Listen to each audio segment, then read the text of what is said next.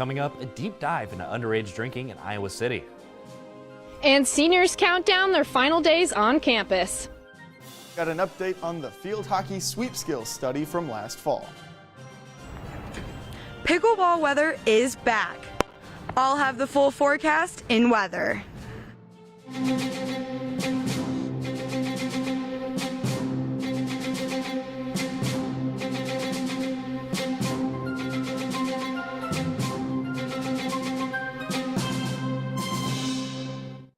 Good morning from Iowa City. Welcome to DITV's final show of the school year. It's Friday, May 9th. I'm Jordan Tovar. And I'm Mark Fortunato. Now, you know, Mark, it's our last week of school this week, and it's been an absolutely beautiful one out there. Oh, absolutely. Let's send it off to Sydney right now to see what we have in store for today. Thanks, guys. I'm here live at the Ped Mall where it is currently 48 degrees and sunny, standing on a pickleball court, which means that summer is officially right around the corner. Now taking a look at the Pentacrest, it is a beautiful day today. Today we will see the sun all day and the temperatures will rise up to the 70s throughout the day and will be the hottest around 3 p.m. Tomorrow will be just as nice, if not nicer, with the low being 49 degrees and the high being 80 degrees. Make sure to wear your sunscreen all day as the UV will be up to a 9 in these next coming days. I'll be back later to take a look at the rest of the week in weather. Back to you guys. The final part of DITV's look into underage drinking in Iowa City. DITV's Hannah Lipsky covers the dangers and risks that come with underage drinking. I started this investigation trying to answer one question. Why is underage drinking such a problem here? And through this process, I couldn't come up with just one answer. I found it's a culmination of different factors that boil down to one thing: the culture. A 2023 UI study found more than 50% of undergrad students drank with the intention of getting drunk, and 40% engaged in binge drinking within a 2-week period, both above the national average. That idea that if you go out, you are to get so incredibly intoxicated is just like, that's, to me, that is peer pressure. That is just the norm. With easy access in deals like downtown, it's easy to get swept up in the thrill of it all and forget about the dangers. Actually, the first night I went out, I had way more drinks than I should have because I was never a drinker. First time really drinking. I ended up throwing up until the bar closed. It was like 2 hours of me throwing up in the bathroom. That was a bad experience. Paramedics and healthcare professionals see the consequences of alcohol firsthand. Those repercussions that are seen by the first responders, they stick with you for your life. Everyone at part of the nightlife knows that underage drinking is a huge problem here. And there isn't one clear answer as how to solve it. But one thing that helps is through education on dangers and consequences of these actions. From downtown Iowa City, Hannah Lipsky, DITV. You can watch the full piece with even more in-depth coverage on thedailyiowan.com after this show. The Stand Up for Science protest finds its way back to Iowa City once again. Earlier in March, this protest took place, and it is looking to make its way back to campus later today. This protest pushed to keep the government out of science and to stop the defunding of research. Today, protesters will meet at the University of Iowa's greenhouse, along with protesters all around the nation. Iowa City has made a top 100 list alongside Cedar Rapids and Davenport. Those 3 eastern Iowa cities are one of the top 100 best places to live. Iowa City scored a 709 Live score with its top scores in health and education. It also scored high in housing and cost of living and transportation. The city's safe neighborhoods, public schools, and strong economy is what place it on this list. History has been made as the search for the newest pope ends. DITV Assistant News Director Kayla Smith has the details on the new head of the Catholic Church.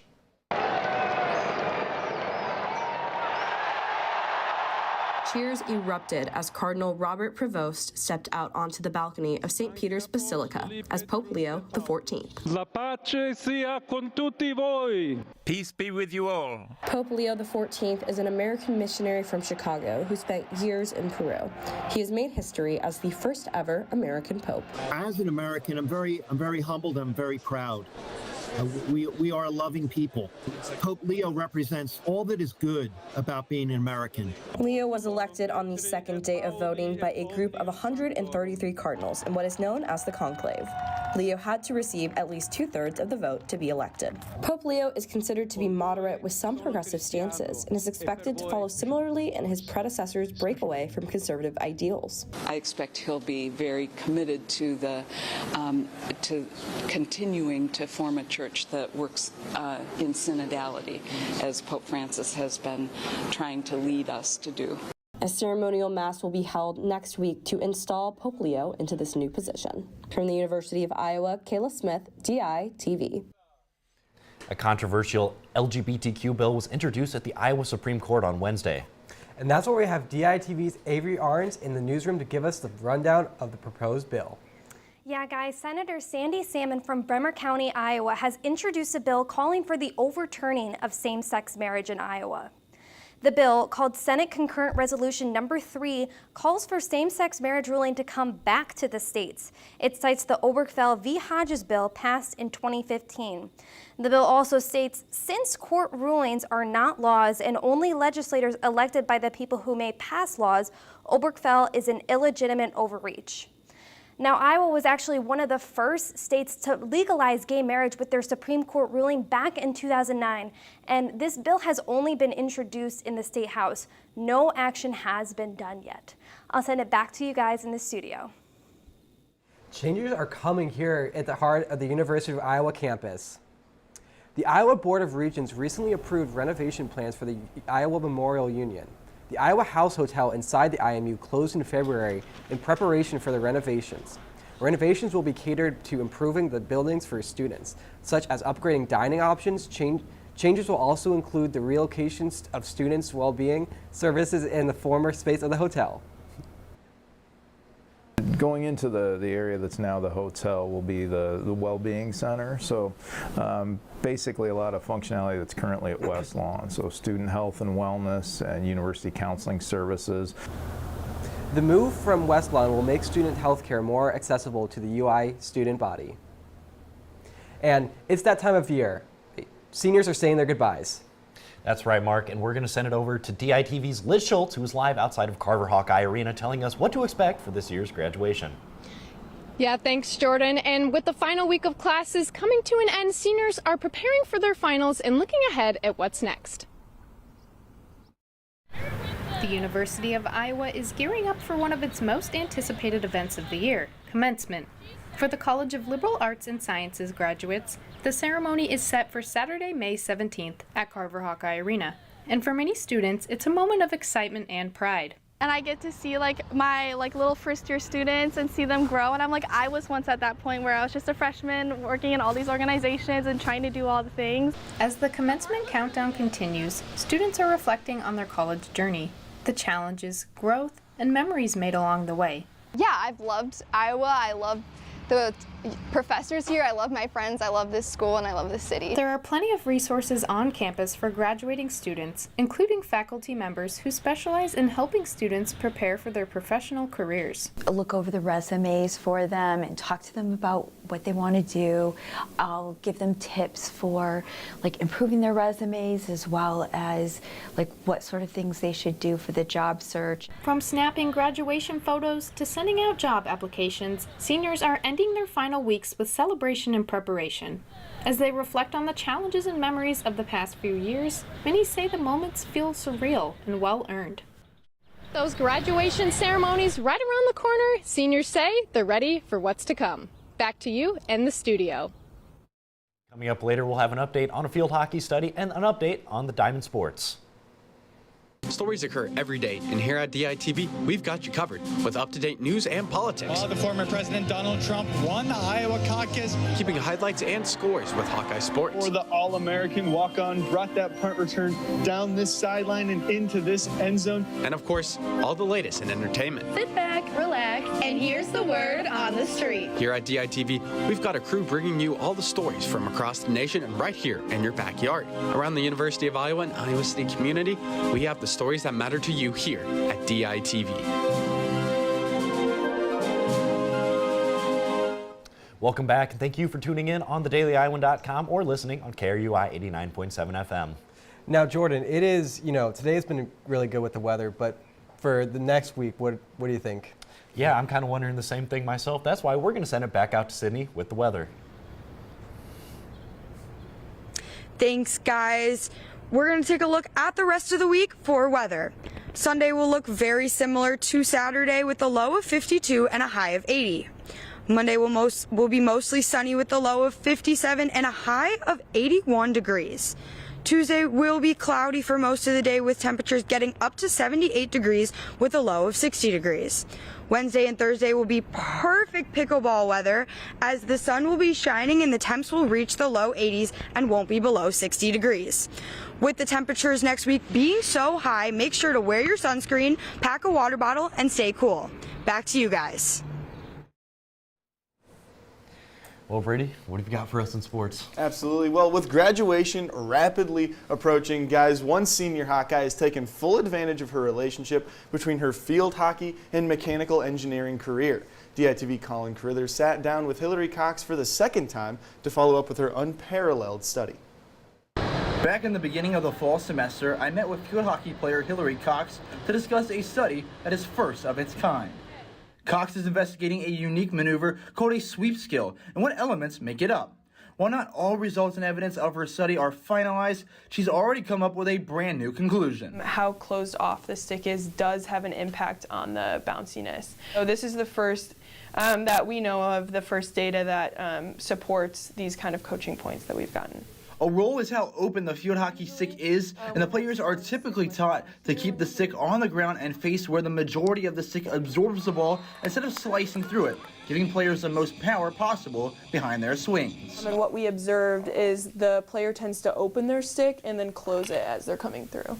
Hillary is now in her final stages of the study and is already starting her process of submitting her results for an official publication.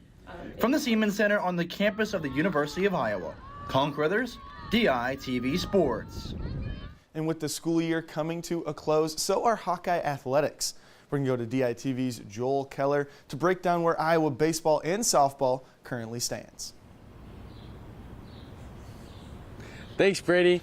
Hawkeye softball got in action in West Lafayette, Indiana on Wednesday, playing Penn State. Hawkeyes ranked 6th, Penn State ranked 11. It was a really good game. Jalen Adams in the circle for the Hawkeyes, but she struggled. Penn State jumped on her early, got the lead, and they kept it. Penn State ended up winning 6-2 and sent the Hawks home early, and that will be the end of their season most likely, as they will miss out on the NCAA tournament. They needed that win for the RPI, but their season was still a big success with head coach Carl Gollin stepping in to take over the reins after 3 different coaches during the season. DITV's Johnny Valtman has more about Carl Gollin and his coaching expertise. Gollin came to the University of Iowa from Ole Miss and became the assistant coach in August. After the departure of Brian Levine in early March, Gollin stepped into the role. With him becoming the team's 3rd head coach in the past year, he came in to regain his players' focus. Continue to remain on looking ahead of who we have coming up, what they present, and I enjoy the whole problem-solving component of it. Tensions between Levine and the team were a reason for his departure. Gollin then reestablished a trust between himself and the team. There's been a lot of change going on, and I know externally that's what a lot of people have seen, but inside and behind closed doors, per se, we've just focused on softball. With all the news and changes around the team, Gollin established a mindset for the Hawks, not only on blocking out the noise, but playing their best game. When you had a group of athletes that are focused on the same thing and they're engaged in competition and their performance and development, that's 99% of kind of what occupies your time. Gollin led the Hawks to a 21-11 record and a 6th-place finish in the Big Ten. Despite the Hawks being a long shot at the NCAA tournament, the team weathered a hectic season to a positive result. And that's a byproduct of having results, right? I think we've had enough positive results where they understand that what we're doing is time well spent. They're reaping the rewards of it, so they're going to continue to focus on that. Gollin is not expected to return as head coach next year, as Iowa will look to fill that vacancy and return to the NCAA tournament. From the University of Iowa, Johnny Valtman, DITV. So softball season is now over, but a great job by Cole Gollin. We'll see if he gets that head coaching job. But now flipping it to the other sport in the diamond, baseball. They got a big series this weekend against number 10 Oregon State, and it's going to be in Des Moines at Principal Park. The energy is going to be high, and it'll be Cade Overmuller on the mound for the Hawkeyes tonight. It's going to be a big series for the Hawkeyes to try and jump up in the RPI as they look to secure a spot in the NCAA tournament before the Big Ten tournament gets underway in the next couple of weeks. Back to you, Colin. Geneva, Polly, and Lainey Woodward will be competing at the 2025 USA Diving Nationals meet this coming weekend. Polly and Woodward will be competing in Auburn, Alabama at the James E. Martin Aquatic Center, and they arrived yesterday. Polly will compete in the platform dive, while Woodward will compete in the 1-meter dive on Saturday, May 10th.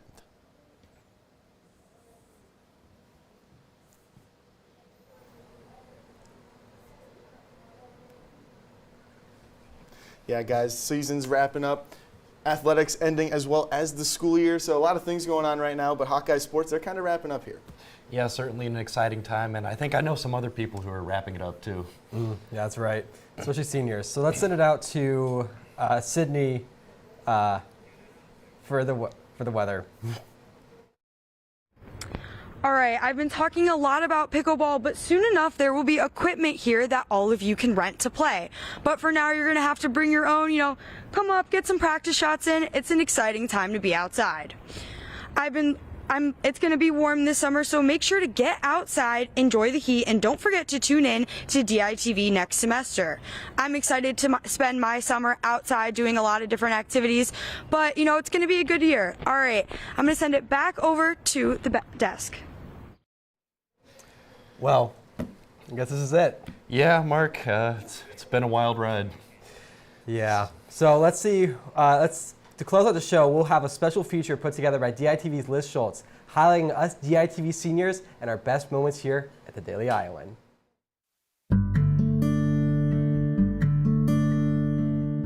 What are your favorite memories at the Daily Iowan? It's just been phenomenal to just have everyone here, and a lot of good memories in this studio. I mean, I've had so many cool experiences over the past year. I've gone to Atlanta for the election, and I had never been there before. And really just anytime I've gotten to work a bigger show, anytime I love getting to break out the quad box.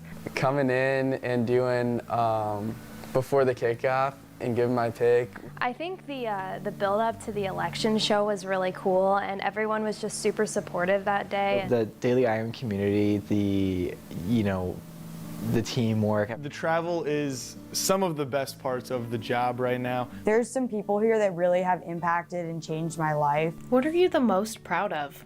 Just last month, I was out in Washington, D.C., getting to interview Chuck Grassley. Chuck Grassley thought I was the professor. And then this year I got the opportunity to cover sports all year long, and that was really fun. I've done some really great packages. I've met some really cool people, and I mean, the people here in the studio are really great. I've done openings of restaurants and stuff, but I think one of my favorite things I've done was a protest. And I just picked up everything. It was protest, it was caucus, it was sports, it was just anything they needed me to do, I did. My Micah Ingalls story, who is a soccer player here, who's also a mother. Well, I just produced a story that I'm super proud of on Jordan Cotton, a former Hawkeye who's playing football again for the Coralville Chaos. Well, I always have to talk about the Into the Woods package. I knew when I did that package, it was my peak.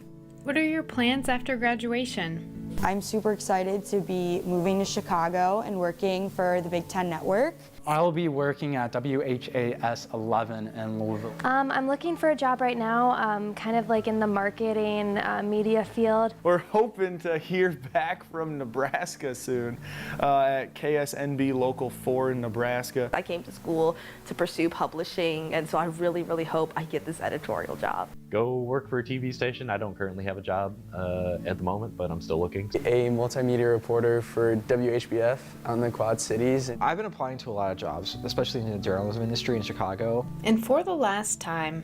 From the University of Iowa, Jordan Tovar, DITV. From the University of Iowa, Joel Keller, DITV. From the University of Iowa, Sydney Goldberg, DITV. From the University of Iowa, Mark Fortunato, DITV. From the University of Iowa, Avery Arns, DITV. From the University of Iowa, Brady Barrand, DITV. From the University of Iowa, Madison Johnson, DITV. From the University of Iowa, Johnny Valtman, DITV. Thank you for joining us online or listening on KRUI 89.7 FM. Goodbye. See ya. See ya.